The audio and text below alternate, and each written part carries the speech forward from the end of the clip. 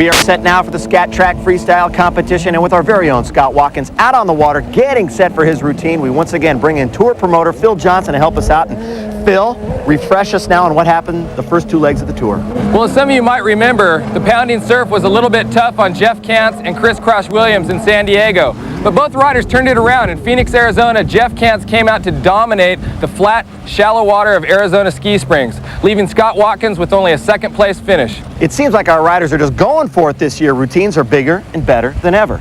Yeah, they're really pulling out the stops. And one of the things you might want to look at are the different types of crafts. It makes it extremely difficult for the judges to score these routines because there's so many things to take into consideration. Conditions should be perfect. Here we go with the Scat Track Freestyle competition.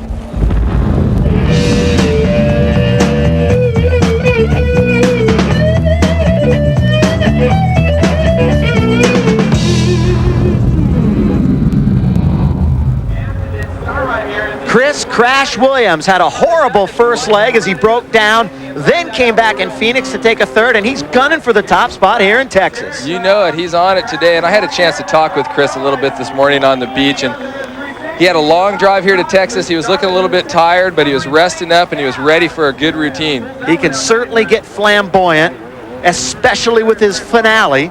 We'll wait and see what he has in his bag of tricks. Chris Crash Williams, always one of the crowd favorites. They gave him a rousing roar when he was introduced, and now he's right in the beginning of his routine. Let's see if he can pack it with some fun stuff. Yeah, he had some nice tricks early on in his routine here, but he had a little bit of trouble coming out of the last transition. One-handed 360, works his way up onto the hood cover, sets up for a hood cover 360.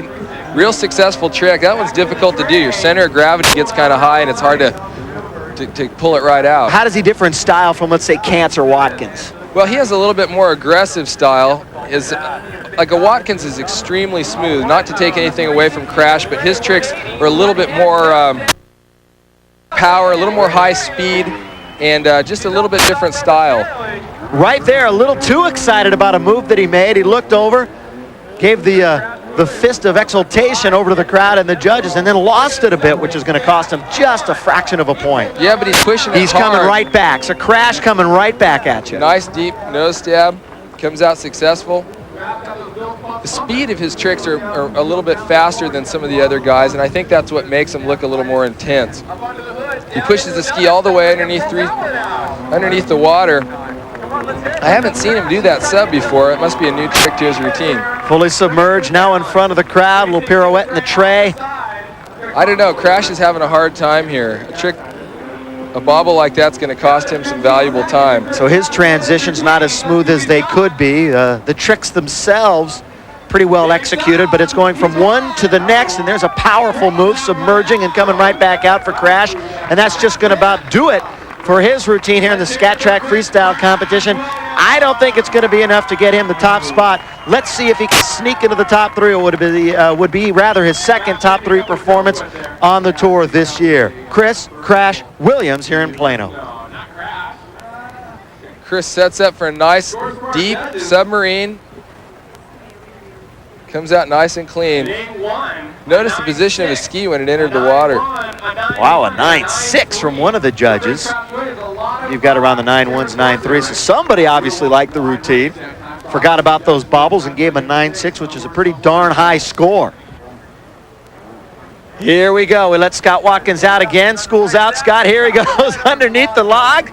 And we're underway with Hollywood Scott Watkins. Watkins made sure he set the pace of his routine by starting off with an extremely difficult trick as he rode underneath the log jump. A lot of competitors are trying this trick now, and a lot of them are very successful at it. He will do it later on. In fact, towards the end, he will do that one more time. What about the rivalry between a guy like Watkins and Kantz and Williams? We saw Scott at the beginning of the show saying, yeah, my good buddy Jeff Kantz. How intense is it between all these guys? Well, these guys do get along very well. I mean, they hang out together, and they even practice together, which I think is quite unusual. But the thing is that these guys are doing this thing because they love it. It's a lot of fun for them. But when it's time to compete, there's no friends out on the water. I mean, these guys are going for broke. Nice one-handed fakie sub. Comes out one-handed, setting up for the tailspin. Watkins really has a good routine going here, but notice the speed of his routine. Much slower than Chris Crash Williams. Lays the ski over on his side. Or he gives that impression because of the smoothness and the ease that he does things. Don't be fooled. He is a one-strong individual, Scott Watkins, and you can tell by some of these sub-maneuvers that he puts in there. It takes a lot of strength to maneuver that boat. Yeah, the one thing about Chris Crash Williams is when he's on, he's on. I mean, if you blink, you'll miss his tricks. And a lot of times I think it might cost him, but Watkins is definitely setting himself up real good. He's keeping his tricks in front of the judges as usual. Nice side hop Bronco.